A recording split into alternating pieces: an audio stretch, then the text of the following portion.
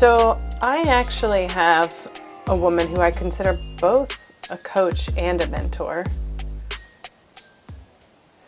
She was my coach. My parents hired her as my coach when I was in high school. And I'm a rower, so she was my coach, except we were kind of like training partners. We trained together, and she would coach me. And pretty soon she said to my parents, "I'm sorry, but I can't accept your money anymore because your daughter is faster than I am." Which was not super surprising because she's a lightweight and I was a heavyweight. And even though I was a junior, heavyweights are faster. So then she kind of just transitioned to being more of a mentor. And this is now 25 years later.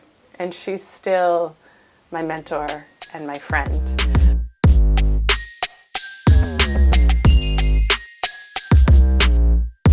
Just after London 2012, I'd been dropped from the team, and then we'd had a new coach come in, and then we had Marianne Spacey, who was a former England footballer, played for the women's team, very successful player. And I was sort of struggling for a bit of form in the tournament that we went to, and she was just really good at sort of taking me for walk around the park. It felt really informal, like you weren't sat down having a face-to-face meeting, getting lectured, and she just sort of was able to sort of share her wisdom and pass on some really great knowledge in terms of sort of dealing with the pressure and performing at my best.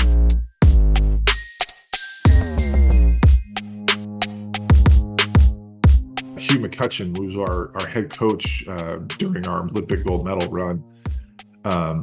Hugh mentored me. My high school coach had a huge influence on my ability to generate and develop my competitiveness.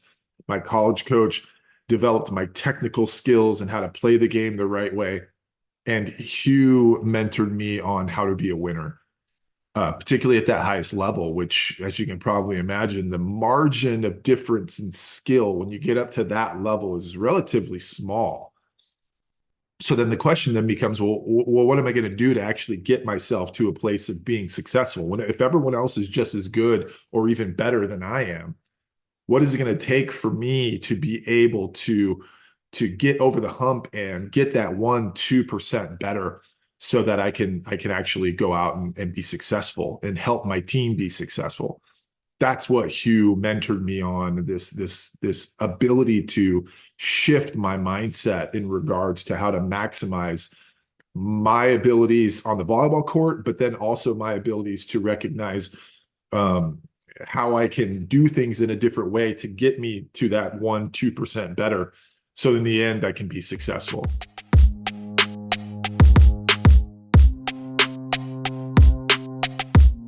I would have to go back all the way to high school for that.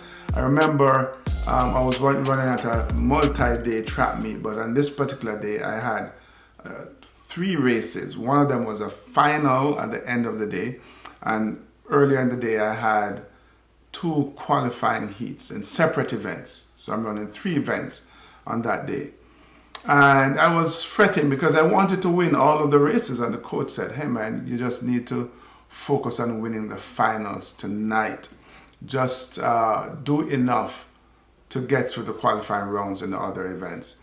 And for me, it's not just, this piece of advice is not just about winning a track race.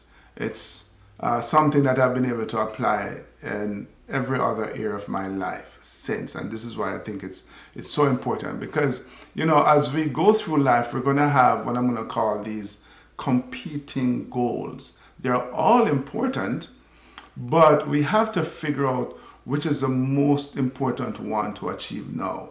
In other words, how do we prioritize? Where do we put all our focus and energy to ensure that we can have the best outcome possible? Can we achieve our ultimate goals? All of them. And I think the answer is yes, but you have to figure out where to